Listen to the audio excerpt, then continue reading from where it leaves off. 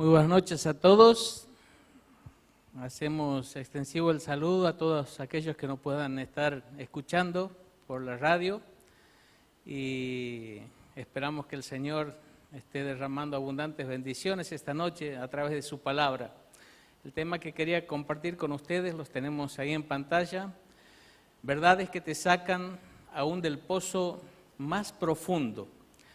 Muchas veces he vuelto a este pasaje porque realmente yo he visto a Dios a través de este pasaje y las verdades que están contenidas en él hacer milagro en la vida de las personas. No es algo que me han contado, no es algo que he leído, algo que he escuchado, es algo que yo he visto con mis propios ojos y es algo que el Señor me ha hecho vivir de primera mano. Podría contar varias anécdotas, pero voy a limitarme a dos personas solamente que me visitaron, las dos personas con algunos días de diferencia uno con otro, pero los dos venían con la misma problemática, era una mujer y un hombre. Uno un pariente cercano, otro un pariente bastante lejano, pero los dos venían con el mismo problema, habían caído en una profunda depresión. Habían ido a psicólogos, a psiquiatras, estaban medicados, habían buscado por muchos medios escapar de esta situación, pero no lo habían podido lograr. Uno de ellos había intentado en 2 oportunidades quitarse la vida y llegaron allí sabiendo que nosotros conocíamos a Dios y estudiamos la Biblia a ver si de alguna forma le podíamos ayudar. Realmente yo me sentía tan incapaz de poder ayudarlos, pero dije, bueno, tengo el libro de Dios, su palabra, y voy a compartirla con ellos y seguramente Dios va a hacer algo. Y con los dos usé el mismo pasaje de la Escritura. Los escuché, los dejé hablar, contarme todo lo que estaban viviendo, pero después me fui al pasaje este de la Escritura y les puse las verdades que estaban allí contenidas. Y realmente vi cómo Dios empezó a obrar milagros en la vida de estas dos personas. Y en un tiempo relativamente corto, a ambos los vi salir de la depresión, ambos empezaron a congregarse en una iglesia, se bautizaron, y en poco tiempo los vi reír como jamás uno hubiese imaginado que podría pasar. Y por eso yo le he puesto el título a este mensaje, verdades que sacan aún del pozo más profundo. O quizás también sería bueno ponerle otro título que pueden evitar que caigamos en el pozo más profundo. Quizás vos me dices, yo no me encuentro en este momento en un profundo pozo de ninguna naturaleza, pero quién sabe lo que nos depara el futuro y quizás en el mañana puedas encontrarte con algún problema, con alguna situación en donde sientas que estás en un callejón sin salida, en un pozo profundo. Estas verdades te pueden sacar si estás ahí y pueden prevenir que llegues a estar en este pozo profundo. El pasaje al que me refiero es la parábola del hijo pródigo. Esta parábola salió de los labios del Señor Jesús, es una parábola muy conocida, se encuentra en Lucas capítulo 15 a partir del versículo 11. Y a mí me gustaría que juntos leamos este pasaje, pueden leerlo en sus Biblias, lo pueden leer en la pantalla, vamos a tenerlo ahí también. Y después vamos a empezar a descubrir las verdades que están contenidas en este pasaje de la Escritura. Lo podemos leer juntos entonces. Dice, también dijo, Jesús es quien está hablando, un hombre tenía 2 hijos. Y el menor de ellos dijo a su padre, Padre, dame la parte de los bienes que me corresponde, y les repartió los bienes. No muchos días después, juntándolo todo, el hijo menor se fue lejos, a una provincia apartada, y allí desperdició sus bienes, viviendo perdidamente. Y cuando todo lo hubo malgastado, vino una gran hambre en aquella provincia y comenzó a faltarle. Y fue y se arrimó a uno de los ciudadanos de aquella tierra, el cual le envió a su hacienda para que apacentase cerdos. Y deseaba llenar su vientre de las algarrobas que comían los cerdos, pero nadie le daba. Y volviendo en sí dijo, ¿cuántos jornaleros En casa de mi padre tienen abundancia de pan, y yo aquí perezco de hambre. Me levantaré, iré a mi padre y le diré: Padre, he pecado contra el cielo y contra ti, ya no soy digno de ser llamado tu hijo. Hazme como a uno de tus jornaleros. Y levantándose vino a su padre, y cuando aún estaba lejos lo vio su padre y fue movido a misericordia, y corrió y se echó sobre su cuello y le besó. Y el hijo le dijo: Padre, he pecado contra el cielo y contra ti, ya no soy digno de ser llamado tu hijo. Pero el padre dijo a sus siervos: Sacad el mejor vestido y vestidle, y poned un anillo en su mano y calzado en sus pies. Traed el becerro gordo y matadlo, y comamos y hagamos fiesta, porque este mi hijo muerto era y ha revivido, se había perdido y es hallado. Y comenzaron a regocijarse. Hasta aquí nos vamos a leer. Hay otro personaje en esta historia, pero lo vamos a dejar para otra oportunidad. Esto es una parábola, es una historia que no es una historia real, sino algo que el Señor inventó para poder a través de ella transmitir verdades espirituales. Y para poder nosotros sacar el mayor provecho en esta parábola, tenemos que ver en este Padre a Dios. Vamos a ver en este Padre las características de Dios. Pero vamos a tener que mirar en este hijo menor, este hijo que pide su herencia, vamos a tener que vernos a nosotros mismos. Porque este Padre nos habla de Dios, pero este hijo menor nos habla de cada uno de nosotros. Y vamos a hacer de cuenta que vamos, como estamos en verano, y algunos no podemos salir de vacaciones, entonces no podemos ir a un teatro. Vamos a ver esta historia como si fuese una representación en un teatro, ¿qué les parece? Vamos a ir presentándola en distintos actos. Entonces vamos a presentar el primer acto, el segundo acto, el tercer acto, y vamos a ponerle un título, vamos a analizarlo, y vamos a ver en qué manera nosotros nos podemos ver reflejados en este hijo menor. Así que les invito a que corramos el telón en esta noche y nos introduzcamos en el primer acto para analizar esta parábola. Y el primer acto le vamos a llamar una mala decisión. Una mala decisión. Este hijo menor dijo: Padre, dame la parte de los bienes que me corresponde, y les repartió los bienes. No muchos días después, juntándolo todo, el hijo menor se fue lejos a una provincia apartada y allí desperdició sus bienes viviendo perdidamente. La mala decisión tiene que ver con la decisión de alejarse de su padre.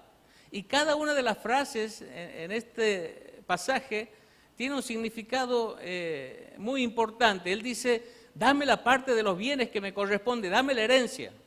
Pero su padre aún estaba vivo. No era costumbre de que se repartiera la herencia cuando el padre todavía vivía. Lo que en otras palabras le estaba diciendo: Padre, yo quiero vivir como si vos estuvieras muerto. Ya no quiero estar cerca tuyo, ya no quiero estar bajo tu autoridad, quiero irme lejos, quiero vivir como si vos estuvieras muerto. Fíjense que después dice que el padre le dio, accedió al pedido, y no muchos días después, juntándolo todo, el hijo menor. ¿Saben qué me dice que no muchos días después? Que no solo menospreció a su padre, sino menospreció todo el esfuerzo y el trabajo de su padre, porque para que en pocos días convierta los bienes en dinero, debió haber vendido a un precio muy bajo. Él quería en muy poco tiempo tener el dinero para poder alejarse de su padre y vivir a su manera. Y dice así que se fue lejos a una provincia apartada, quería estar lejos de su padre, y en el contexto judío también significaba que iba a ir a una tierra gentil. Estaba renegando también de la herencia cultural, religiosa que le había transmitido su padre. Y dice que desperdició sus bienes viviendo perdidamente. Se entregó a toda clase de placeres, de vicio, a una vida realmente que no tenía nada que ver con los valores y con los principios que el padre había transmitido a ese hijo. Y en el primer acto nosotros nos encontramos con una mala decisión. La decisión de alejarse del padre, menospreciar su persona, su esfuerzo, su herencia, e irse lejos y vivir de una manera viciosa y perdida. Ahora, ¿Qué nos enseña esto a nosotros o en qué nosotros podemos vernos reflejados en este hijo menor? Podríamos decir que al igual que este hijo menor, nosotros, lo dice la Escritura, nos alejamos de Dios, vivimos como si Él estuviera muerto y usamos lo que nos dio egoístamente. Ahora, no es algo que yo opino, no es algo que decimos los hombres, es lo que Dios dice. Que todos los seres humanos nos hemos alejado de Dios porque lo que nos aleja de Dios es el pecado. Y la Escritura dice que todos hemos pecado contra Dios, que todos hemos ofendido a Dios, que todos de muchas maneras hemos hecho cosas que han desagradado a Dios. A veces lo hacemos con nuestros pensamientos, teniendo pensamientos malos, pensamientos impuros.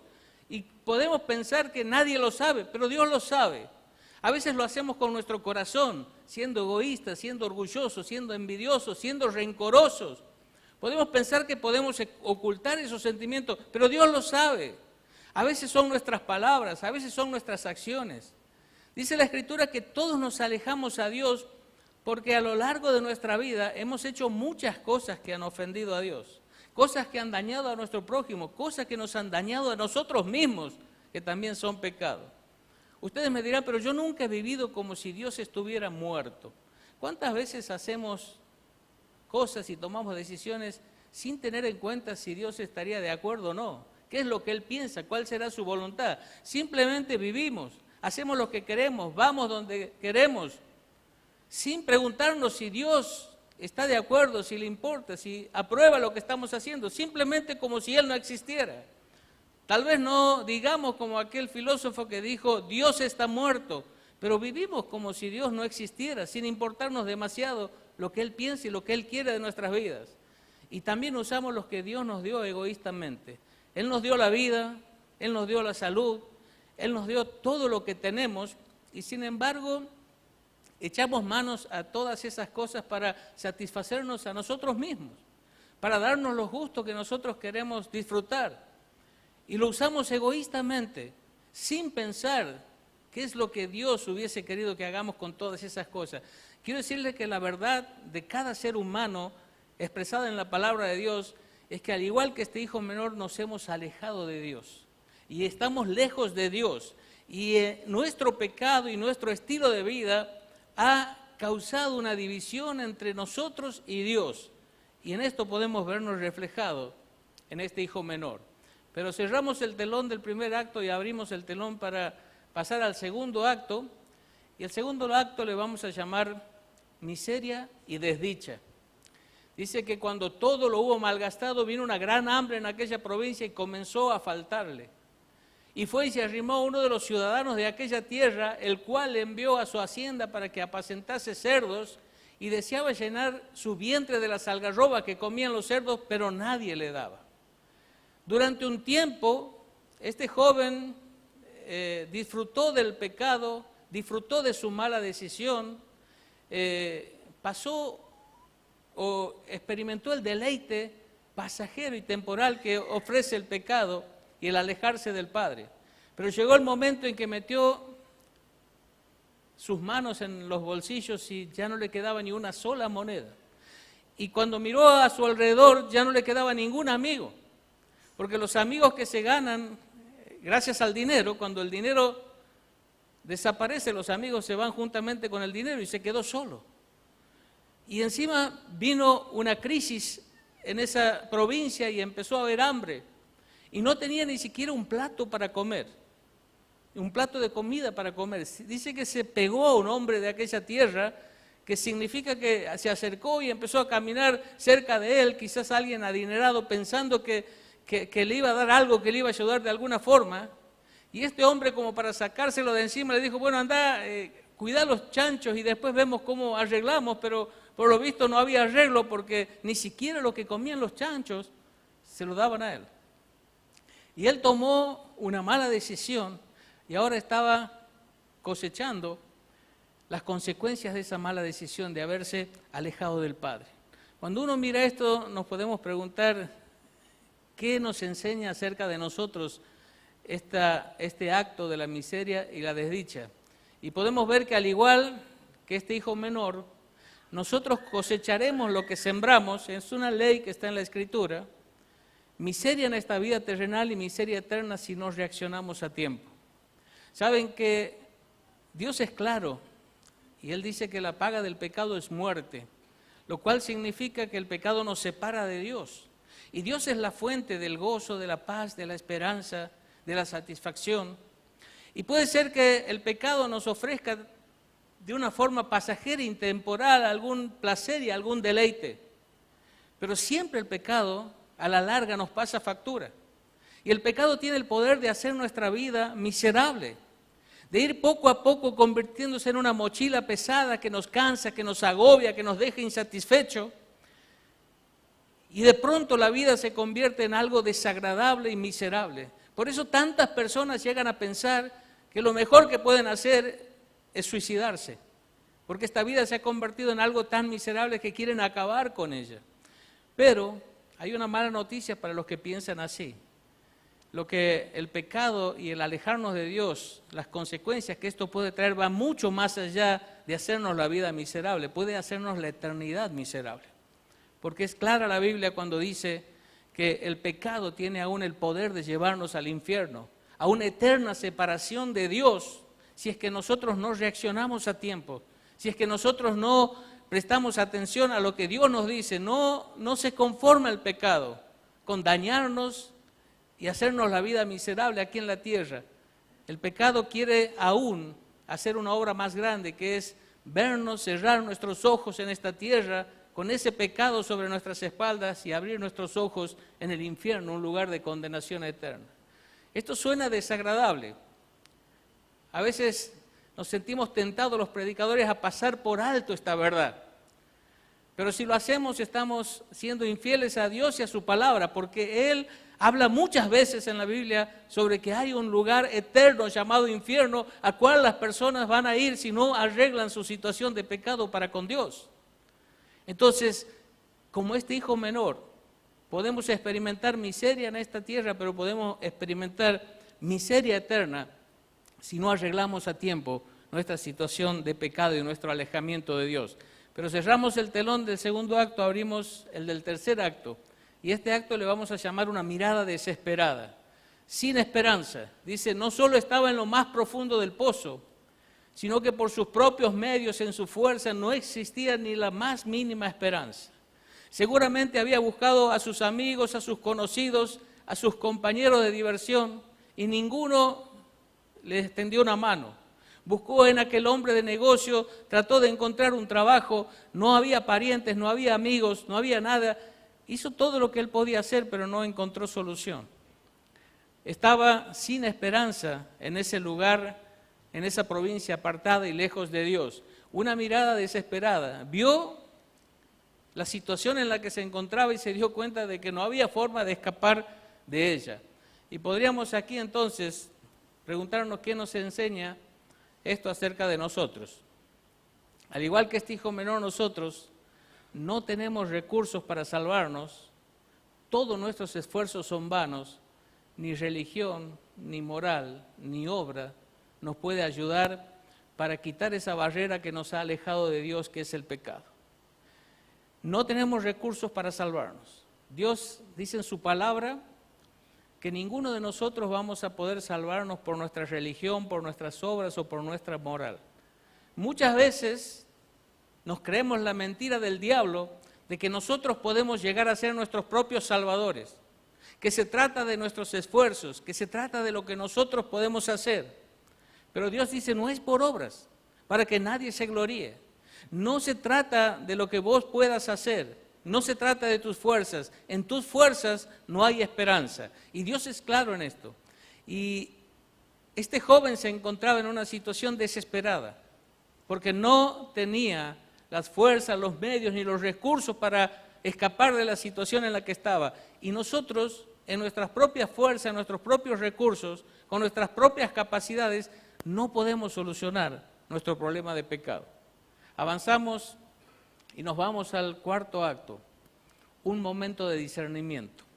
Y qué interesante es este momento, porque dice que volviendo en sí, fíjense, volviendo en sí, de repente se dio cuenta que todo lo que había hecho era una estupidez, era una locura, era una necedad, estaba fuera de sí. Y dice que volviendo en sí dijo: ¿cuántos jornaleros en la casa de mi padre tienen abundancia de pan y yo aquí perezco de hambre? Ese momento cuando nos damos cuenta que vivir de la forma que nosotros queremos, que llevar adelante solamente nuestros planes, ignorar a Dios, no tener en cuenta a Dios, es una locura. Este joven se dio cuenta de eso, volvió en sí y dijo: ¿cuántos jornaleros, quizás aquellos de menor rango que estaban allí trabajando para su padre, estaban en una situación mucho mejor que la de él? Y yo aquí me estoy muriendo de hambre. Y hay un momento en el que nosotros también tenemos que recapacitar. Por eso, al igual que este hijo menor, nosotros debemos pensar dónde estamos. ¿A dónde vamos a estar en el futuro si seguimos igual? Y todo lo que nos perdemos lejos de Dios. Me gusta cuando Dios se acerca a Adán después de que él pecó y le hace una pregunta: Adán, ¿dónde estás? Y es que Dios no sabía dónde estaba Adán. Por supuesto que Dios sí sabía, pero lo que Dios quería es que Adán sepa a dónde estaba él. Y nosotros a veces tenemos que parar y preguntarnos: ¿dónde estamos? ¿Realmente estamos cerca de Dios o estamos lejos de Dios? ¿Nos hemos reconciliado con Dios o todavía estamos viviendo a nuestra manera y totalmente lejos de Él? ¿Dónde estás? ¿Y qué pasa si seguimos en este camino? ¿A dónde vamos a terminar? ¿A dónde nos estás llevando? Hay caminos que al hombre parecen derechos, pero su fin es un camino de muerte. Si sigo en este camino, ¿dónde voy a terminar?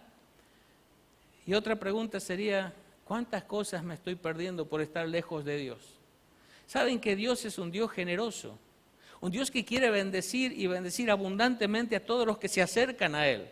Y nosotros le huimos a Dios como si Dios nos quisiera castigar o nos quisiera perjudicar o nos quisiera aguar la fiesta. Dios es un Dios que nos quiere bendecir. Dios es un Dios que nos quiere hacer bien. Y nosotros nos estamos perdiendo un montón de bendiciones porque escapamos de Dios para hacer lo que nosotros queremos y vivir a nuestra manera. Entonces, tenemos que parar un segundo y empezar a pensar y a ver si Dios nos ayuda, como este joven que volvió en sí y dijo: es tonto lo que estoy haciendo.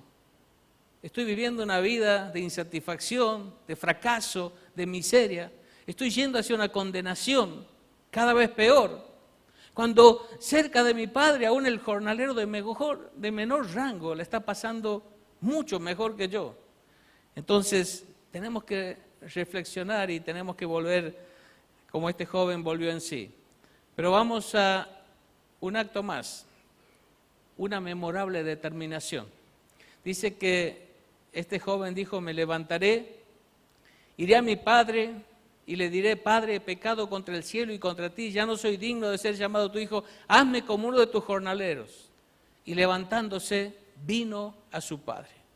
Empezó él allí a pensar y dijo: esto es lo que tengo que hacer. Dios es la respuesta, mi padre es la respuesta. Voy a levantarme, voy a ir a Él, le voy a pedir perdón, voy a reconocer todos mis pecados y todos mis errores. Pero fíjense lo que dice al final: y levantándose vino a su padre. Y qué importante es tomar la determinación. Saben que yo he conocido personas que entienden en el lugar donde están, que entienden que Dios es la respuesta, que saben que si se acercarían a Dios de verdad, Dios cambiaría muchas cosas en su vida para bien. Pero sin embargo están allí, no toman la decisión, no se deciden a levantarse y a acercarse a Dios. Hay una lucha en su corazón que parece que los frena y nunca deciden acercarse de verdad a Dios y están allí pensando que necesitan de Dios, que deberían acercarse a Dios, pero nunca lo hacen. Pero este joven dijo: me levantaré, iré a mi padre, le diré esto, y luego de pensarlo se levantó y fue a su padre. Al igual que el hijo menor, nosotros debemos reconocer que es lo mejor, decidir en nuestro corazón el rumbo y levantarnos pronto y volver a Dios. Y yo creo que en esta historia esta es la invitación que hoy tienes que levantarte para volver a Dios, para acercarte a Dios. ¿Por qué vas a seguir en tus propios caminos si Dios tiene un camino mejor? ¿Por qué vas a seguir tratando por tus propios medios de buscar lo que tu corazón tanto anhela si sabes que no lo vas a conseguir, pero que Dios lo tiene? Entonces es el momento de decidirte como este joven. Me voy a levantar y voy a ir a Dios. Le voy a buscar en esta noche, le voy a buscar de verdad, porque sé que en Él está la respuesta. Estamos llegando al final de... La entrada era barata, por eso son pocos actos. Entonces estamos llegando al final y vamos a ver ahí un monumental descubrimiento. Dice que cuando aún estaba lejos, lo vio su padre y fue movido a misericordia. Y corrió y se echó sobre su cuello y le besó. Aquel joven en ese momento tuvo un monumental descubrimiento de que su padre nunca le había dejado de amar, de que su padre siempre le había estado esperando. Saben que yo me imagino toda esta situación y esta escena y pienso que este padre vivía en una casa de campo, una estancia, donde quizás tenía una galería al frente y un camino que se iba y se perdía allí en el horizonte. Y aquel padre quizás tiempo atrás había visto con mucho dolor a su hijo, sabiendo que tomaba una mala decisión, partir, y le vio perderse por ese camino.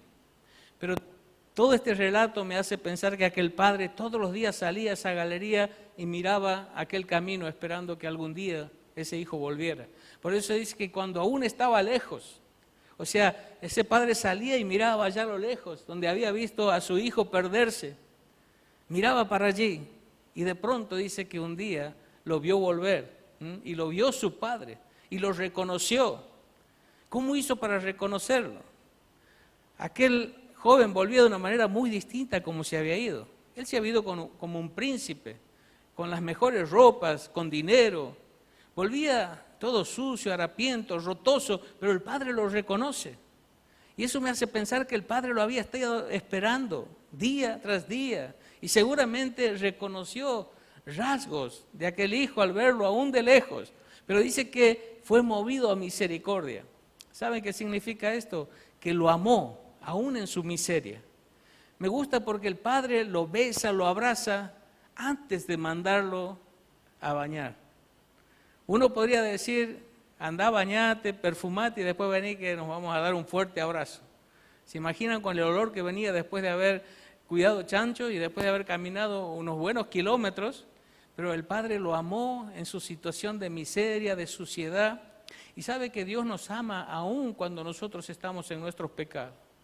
Dice que Dios muestra su amor para con nosotros en que siendo aún pecadores, Cristo murió por nosotros.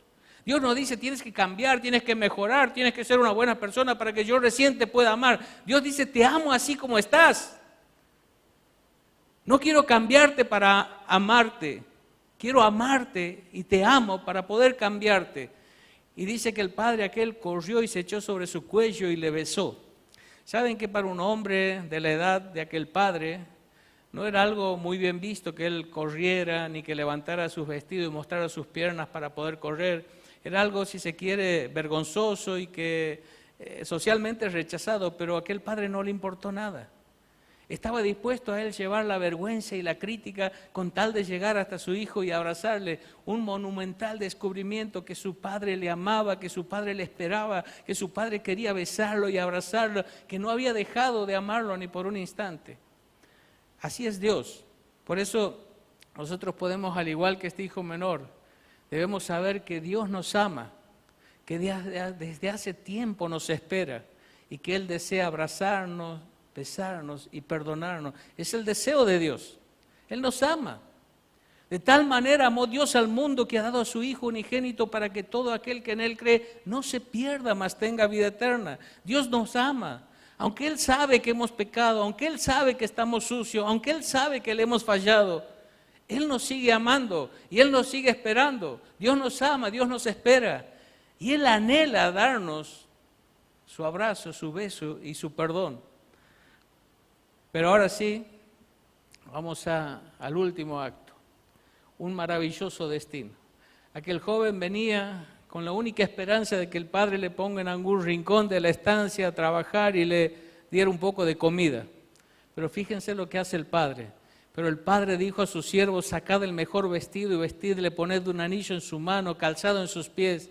Traed el becerro gordo, matadlo, comamos, hagamos fiesta, porque este mi hijo muerto era y ha revivido. Se había perdido y es hallado. Y comenzaron a regocijarse.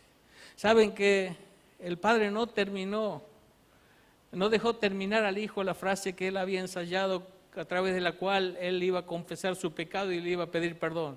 Le abrazó, le besó y dijo: vamos, hay que ponerle un vestido nuevo, calzado en sus pies, un anillo, hay que hacer una fiesta. Lo que el padre le estaba diciendo: vas a volver, pero vas a volver como mi hijo.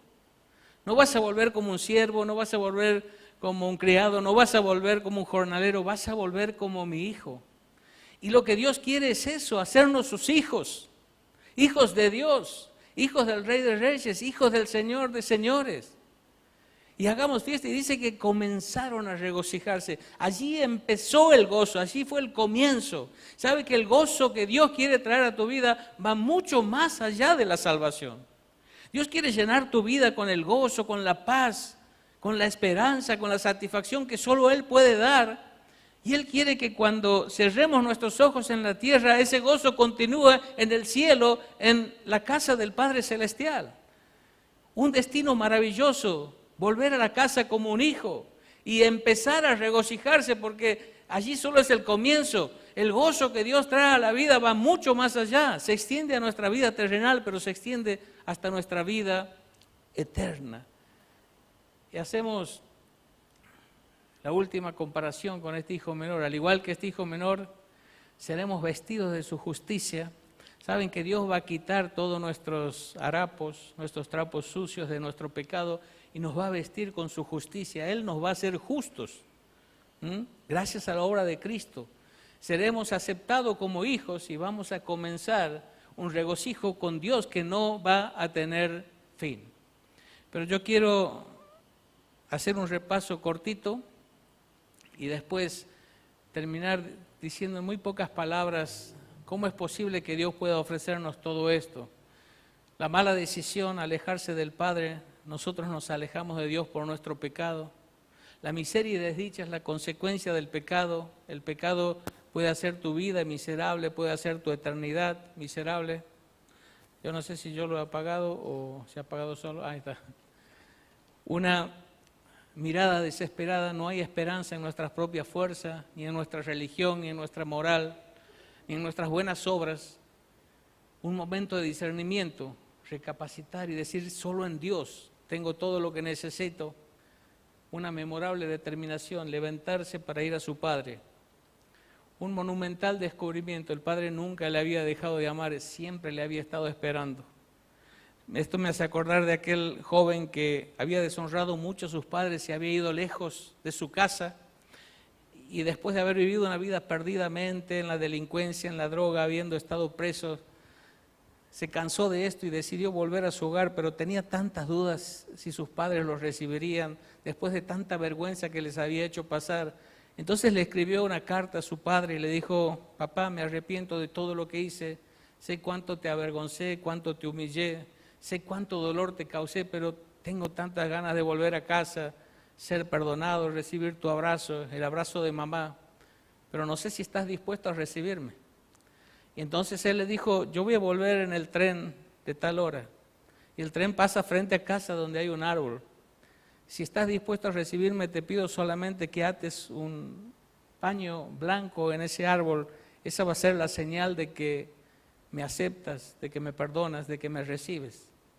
Cuando estaba llegando ya a su pueblo y a su casa, no se atrevió a mirar aquel árbol y le dijo a un compañero que iba sentado junto a él: por favor, mira esa casa de tal color y mira el árbol que hay al frente.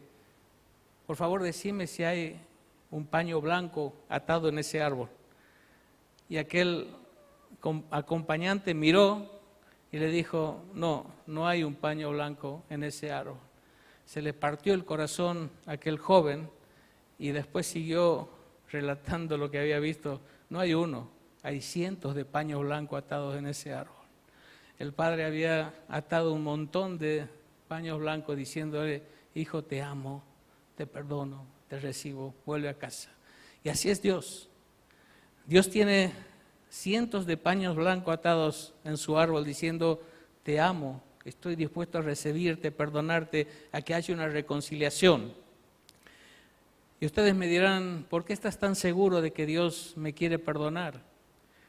De que Dios se quiere reconciliar conmigo, de que Dios quiere salvarme de las consecuencias del pecado y quiere hacerme su hijo. Es muy simple. Basta con mirar hacia atrás, elevar la mirada y ver la cruz. Allí vas a ver la más grande demostración de amor hacia nosotros, la entrega de su propio Hijo para ser nuestro Salvador.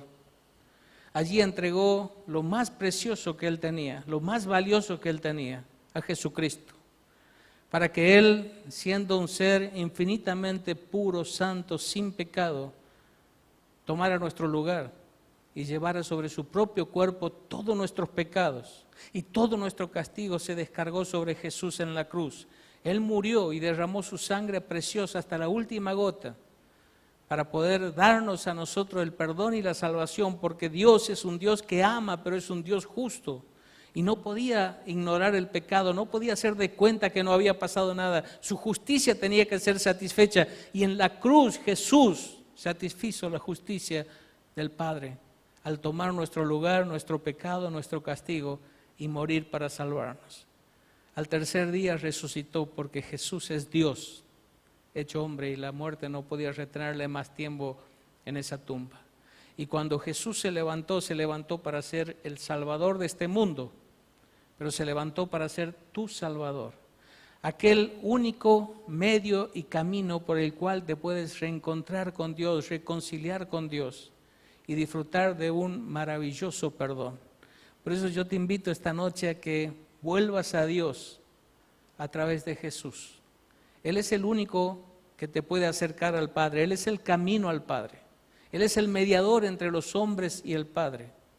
Él es el único Salvador. Y lo que Dios nos pide es simplemente que coloquemos nuestra fe, nuestra confianza en Él. Que creamos que Dios nos ama y por eso envió a su Hijo para buscarnos y para salvarnos. Que creamos que Jesús nos ama y por eso entregó su vida y derramó su sangre, tomando nuestro lugar, llevando nuestro pecado y nuestro castigo sobre su propia persona. Que creamos que Cristo resucitó para convertirse en el único que hace posible nuestro perdón y nuestra salvación. No hay otra forma sino Cristo. Por eso lo que tienes que hacer en esta noche para volver a Dios es confiar en Jesús y recibirle en tu corazón. Nada más que eso. Cristo ya lo hizo todo. Cuando Él murió dijo: consumado es, la deuda está completamente pagado. Solo tienes que aceptar el regalo de Dios, su perdón y su salvación, que te lo ofrece por amor y que vos lo tienes que aceptar por medio de la fe. Por eso quiero invitarles a inclinar sus cabezas, cerrar sus ojos. Y si esta noche quieres experimentar ese abrazo y ese beso de amor del Padre Celestial, quieres experimentar el perdón y la reconciliación con Dios, yo te invito a que hagas lo único que hace posible eso, es poner tu confianza total en la persona y en la obra de Cristo. Y que hagas una oración a Dios para expresarle tu deseo de ser perdonado, tu deseo de reconciliarte con Él y tu deseo de recibir a Cristo en tu vida y en tu corazón. Y si no sabes cómo orar o qué decirle a Dios, pero deseas esta noche acercarse de verdad a Dios, repetí conmigo esta oración. Hacelo desde tu corazón, hacelo sinceramente y decirle así a Dios: querido Dios, acepto y reconozco, soy un pecador. Pero entendí esta noche que tú me amas, que quieres perdonarme, que quieres librarme de las consecuencias del pecado. Y que por eso Cristo vino y murió por mí y resucitó. Dios, esta noche pongo mi confianza, mi fe en Jesús. Creo, Señor, en tu Hijo y en su obra, e invito a Cristo a entrar en mi corazón. Decirle así, ahí en el silencio de tu corazón, de tus pensamientos: Dios, esta noche pongo mi confianza en Jesús y le recibo como mi Salvador.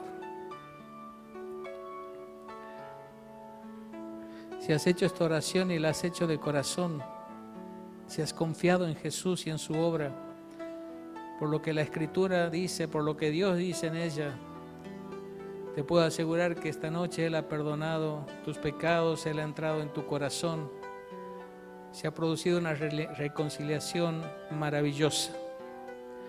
Por eso, antes de terminar, yo te quiero preguntar si has hecho esta oración y lo has hecho de corazón y sinceramente, para que nosotros nos gocemos, demos gloria y alabanza a Dios. Si has orado conmigo así, ahí donde estás, simplemente levanta tu mano y bájala. Es para agradecerle a Dios y para darle gloria. Alguien ha orado conmigo depositando su fe, que Dios lo bendiga. Gracias a Dios. Que Dios la bendiga, señora, gracias a Dios. ¿Alguien más lo ha hecho? Que Dios la bendiga, señora, gracias a Dios. ¿Alguien más? Si alguien más ha orado, pregunto por última vez, queremos alabar a Dios por tanto amor, por tanta misericordia. Y los hermanos de aquí de la iglesia quieren acercarse a darle un fuerte abrazo y a invitarlos a seguir conociendo ese Dios maravilloso que tenemos. Oramos. Querido Padre, cuán agradecidos estamos, Señor, de que nos hayas amado tanto, tanto, a pesar de que tantas veces te hemos fallado, Señor. Señor, tú no has esperado ver cambios en nosotros para amarnos. Nos has amado aún cuando estábamos muertos en nuestros delitos y pecados, y nos has buscado para ofrecernos tu perdón, tu amor, tu salvación. Y gracias por nuestro Señor Jesús, que quiso venir a este mundo a hacerse hombre para llevar en su propio cuerpo nuestros pecados, nuestro castigo, tomar nuestro lugar para hacernos libres a nosotros, Señor. Gracias porque esa tumba está vacía y porque nuestro Salvador está vivo. Y porque Él no solo vive, sino vive en la vida y en el corazón de cada uno de los que hemos puesto nuestra confianza en Él. Señor, si hay alguien aquí que aún no tiene a Cristo en su vida y en su corazón, que tú le sigas hablando a través de tu palabra, que pueda volver en sí y darse cuenta que no hay esperanza fuera de Jesús, que solo Él es el Salvador, que solo Él es el camino y que Él está esperándole que vuelva para darle su amor y perdón. Te alabamos, Padre, por tu gran misericordia, por tu gran amor y por el poder de tus verdades que aún hoy sigue rescatando almas del infierno para llevarlas al cielo junto a ti. A ti sea toda la gloria. En el nombre santo y precioso del Señor Jesús. Amén.